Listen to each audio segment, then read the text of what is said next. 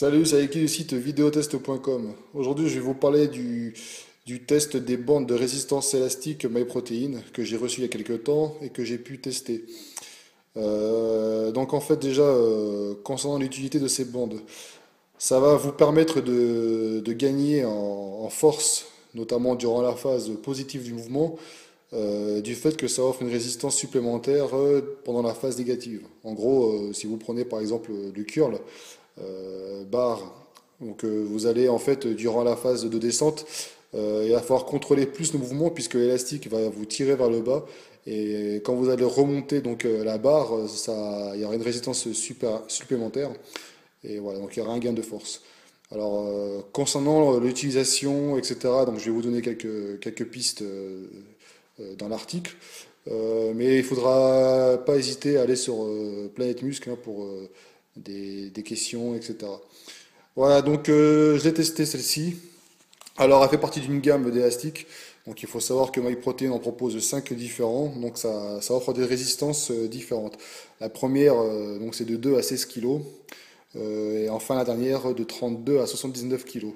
Donc, celle-ci qui est à l'image, c'est de 27 à 68 kg de résistance.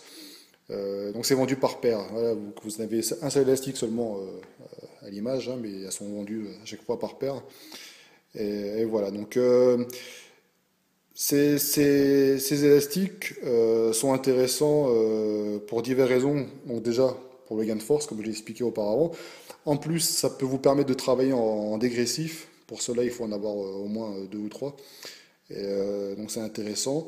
C'est parce que c'est plus facile à enlever que les haltères, que les poids. Moi, j'ai vu aussi un avantage, notamment quand on utilise des machines style les Smith Machines. Euh, Effectivement, donc il y a lorsque vous n'avez pas assez de poids à la maison, par exemple, et que vous souhaitez encore progresser en force, ben, vous rajoutez ces élastiques et ça vous permet de travailler un peu plus dur le temps après pour vous de vous procurer d'autres poids. Voilà, donc j'ai illustré donc ce test par une vidéo. Alors on voit en position développé couché, donc un petit bémol, hein, ce n'est pas pour les pecs, hein, parce que ça va solliciter plus les bras. Donc c'est vraiment là pour illustrer hein, comment on peut les installer. Mais il faut vraiment bien s'en renseigner sur comment utiliser ces bandes ou pour quels muscles, etc. Donc il ne faut pas non plus les utiliser tout le temps. Alors, sinon, concernant le test donc, de ce matériel, donc, j'ai pu me rendre compte de l'efficacité de ces bandes, hein. C'est vrai que ça offre une résistance assez intéressante. Je les ai utilisées de façon soutenue pour voir un petit peu s'il y avait après des petits soucis au niveau de la qualité de cet élastique. Bon, il n'y a rien à signaler, hein. Euh, il faut les entretenir, hein. Les entretenir donc dans un endroit sec, à température non plus. Faut pas qu'il y ait trop de variation de température dans la pièce.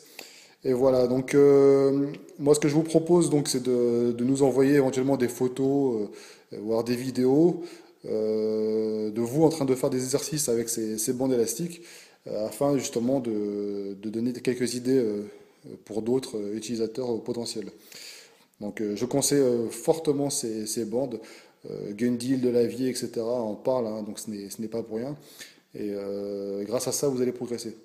Donc je vous retrouve prochainement sur mon site pour d'autres tests et sur Planète Muscle pour d'éventuelles questions. À bientôt.